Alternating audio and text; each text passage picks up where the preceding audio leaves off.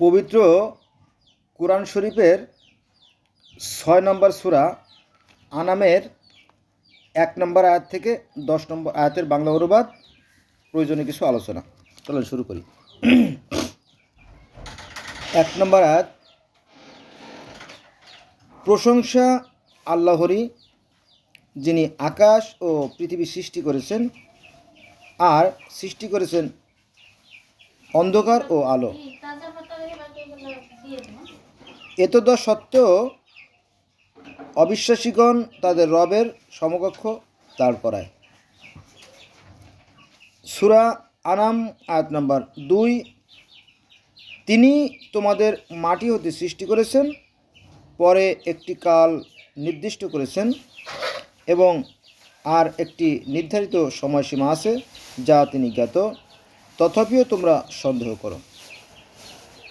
সূরা আনাম আয়াত নম্বর ৩, আকাশ ও পৃথিবীর তিনি আল্লাহ, তোমাদের গোপন ও প্রকাশ্য সব কিছু তার জ্ঞাত এবং তোমরা যা করো তাও তার জ্ঞাত।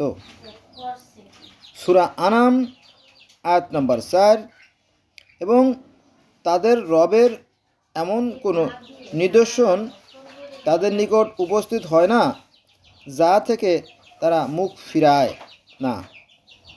সূরা আনাম আয়াত নম্বর ৫, সত্য যখনই তাদের কাছে এসেছে তারা প্রত্যাখ্যান করেছে, যা নিয়ে তারা ঠাট্টাবিদ্রূপ করত, আর যথার্থ তারা অবহিত। বন্ধুরা, একটা কথা না বললেই নয়, এটা একটা কথা দেখেন যে সূরা আনামের ৫ নম্বর আয়াতে বলা হয়েছে, সত্য যখনই তাদের কাছে এসেছে তারা তা প্রত্যাখ্যান করেছে, যা নিয়ে তারা ঠাট্টা বিদ্রূপ করত, তার যথার্থ তারা অবহিত হবে। অধিকাংশ মানুষ সত্যর বিরোধী এবং মিথ্যা প্রিয়। যত সুন্দর সুন্দর চেহারাই দেখেন না কেন, এই মানুষের মধ্যে অধিকাংশ মানুষই ধোঁকাবাজ, কিন্তু তারা নিজেরা বুঝতে পারে না যে আমি ধোঁকাবাজ।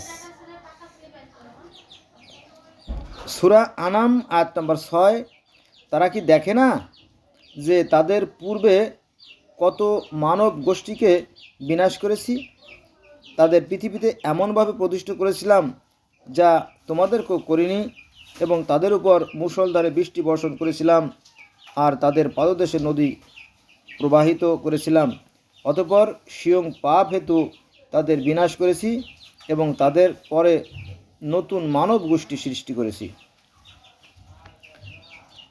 সূরা আনাম আয়াত নম্বর ৭, যদি তোমার প্রতি কাগজে লিখিত কিতাবও নাজিল করতাম এবং স্পর্শ করত তাদের হাত দিয়ে, তবুও কাফেররা বলতো ও স্পষ্ট জাদু ব্যতীত আর কিছুই নয়।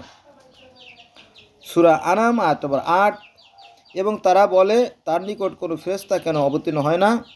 যদি আমি ফেরেশতা পাঠাতাম তাহলে গোটা ব্যাপারটা শেষ হয়ে যেত আর তাদের অবকাশ দেওয়া হতো না।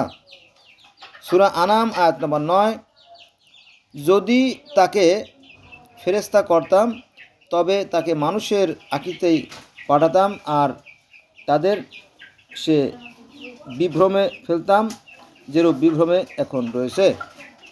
সূরা আনাম আয়াত নম্বর ১০, তোমার পূর্বেও অনেক রাসূলকেই ঠাট্টা বিদ্রূপ করা হয়েছে, পরিণামে তারা যা নিয়ে মজা করেছিল তা মজাকারীগণকে বেষ্টিত করেছে।